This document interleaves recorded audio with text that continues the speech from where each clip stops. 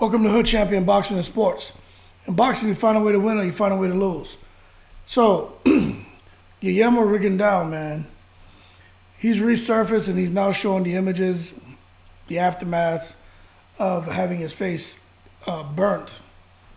Now, just to catch you guys up, months ago, he was cooking food in a pressure cooker, and the pressure cooker exploded in his face. And they were worried that he was going to be permanently blind and that his boxing career was over. But I think they were just seeing how his face looked initially, with all the blistering and everything, and him, of course, not being able to see. I think they assumed worst case scenario. But Guillermo Rigondeaux is a fighter, in and out the ring, seems to be getting better. They're optimistic about him returning to the ring. But you can look at his face and see. This is a picture that was taken recently. His face, remember, he was burnt several months ago. And this is what his face is still looking like. So that just lets you know that 250-degree fluid and food that was in that pressure cooker that exploded in his face messed him up very badly, man. Very unfortunate what happened to him, man. In case you guys forgot, he's a two-time Olympic champion, former super bantamweight champion, and you just look at the aftermath. Now, just to give you guys an idea, 250 degrees Fahrenheit. Water boils at 212 degrees Fahrenheit. So could you imagine 250 degrees Fahrenheit? The content inside of a pressure cooker doesn't get any hotter than 250 degrees Fahrenheit. So his had reached its peak, is my understanding, the content inside the pressure cooker. So it had reached its peak as far as how hot the food could get. And 250 degrees. So basically, water boils at 212 degrees. Could you imagine just having getting in the shower with the water turned on max heat? You know what I'm saying? Having a hot cup of coffee splash in your face. 200, man. I couldn't imagine. I feel so bad for him. And, you know, the thing is, he wasn't in there playing around, being reckless, in there doing things with love, cooking food. And just, I don't know if you guys have ever cooked with a pressure cooker, man, but when it starts going off like a pressure cooker, you have to be very careful with that, especially taking off that lid. I've seen people, you know, kind of rush to take that lid off, and that lid explodes and flies off, bam, and hits the ceiling. So I could only imagine with him taking that off and that stuff exploding out, like, I don't know what all was happening, but I just think it was something that was just, you know, just kind of mistimed it. You know, just try to remove it a little too soon. Very unfortunate, but we're not sure if he's going to be back this year. He still has a few more tests to go, vision stuff. He's got to get cleared by the doctors, but he's looking to get back in the ring sooner than later, man. He really is, man. He's 41 years old now, and he says every night when he closes his eyes, this is what he sees.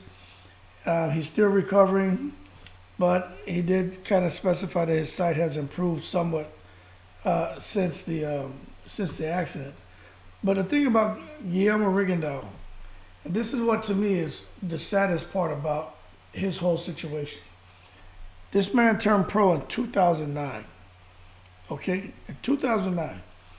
You got all these Cubans who come over here and they're looking for a better life. And he was able to do that and create a better life for himself. Two-time gold medalist, had a lot of momentum behind him. But he turned pro in 2009, okay? So you're talking about 13 years. This man's only had 20 fights. 20 fights in 13 years. Remember, there was a time he was averaging like a fight a year. Sometimes go more than 2 years without a fight. Then come back and have a couple fights. So I'm not sure what a disconnect was with his career, if it was him, management, or what.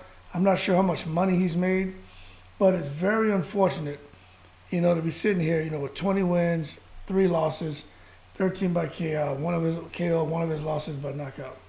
And his last fight was actually over in Dubai, where he lost that a unanimous decision. And the time before that, he fought John Casimero, and he lost that fight in a split decision. And when he loses fights, it's because he just doesn't, especially his last couple fights, he just stopped punching.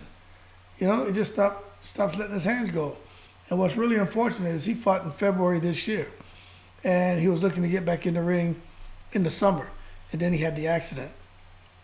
But to be over here, man, since, fighting professionally since 2009, only have 23 fights.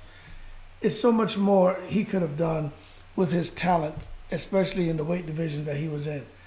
But at the end of the day, we'll see if he can get back in the ring. I really hate for his, I don't think his story is done written. I think he still has a little more history to create in the boxing ring. But man, I tell you what, if you don't have your vision, or if it's blurred, he's not going to pass any of those vision tests. There's a series of clinical tests you have to go through, or batteries of tests you have to go through just to be cleared to box. And, vision is one of probably the most important, the tests on your heart, man, and, your brain, your reflex, everything. It's like the battery of tests are just very, intense. And, just not sure what's going to happen to El Chacal, but your boy Rigondeaux. If you look at those pictures, people, man, you can only imagine what he looked like days after. You know what I'm saying? Days after.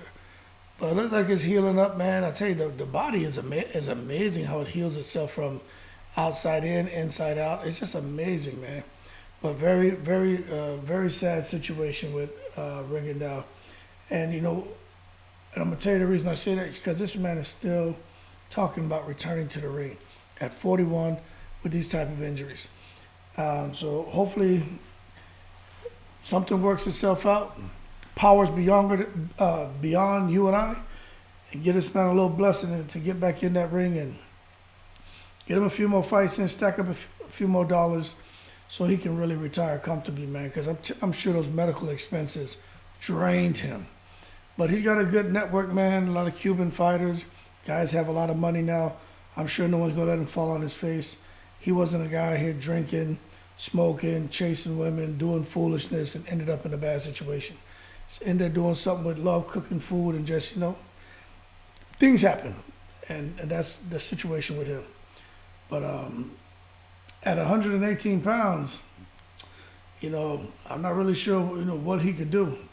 It would have been cool to see him and Rashid Warren, see the two of them get in there and fight. That would have been a good fight to watch. But I think his time has passed, man. I think his time has passed, Rigondeaux. So it is what it is. But like and subscribe if you enjoyed the video. I just wanted to bring you an update on Rigondeaux and how he's doing. Boiling, basically, the content hotter than boiling water, splashed in that man's face. Leave your comments. Let me know what you think. Do you think he can continue boxing? There are some people saying, well, Errol Spence returned after a car accident. Two different things. Errol Spence came out of that car accident unscathed. Just, little cosmetic issues, things with his teeth. But as far as him physically, it's like nothing happened to him. And that's just amazing. Rigondeaux, a little bit different situation. Okay, so let's not look at what Errol Spence and his ordeal and how he bounced back from that and think that Rigondeaux is going to be in the same thing. No, this is two different things. But we're hoping for the same outcome where Rigondeaux can return to his boxing career and get back on a winning streak. And for me, stack up a few more million before he goes into retirement. That's what I would like for Rigondeaux. But that being said, man, like and subscribe if you enjoyed the video. Please support the channel. Shout out to all the veterans. Y'all keep safe. And as always, I'm in the breeze.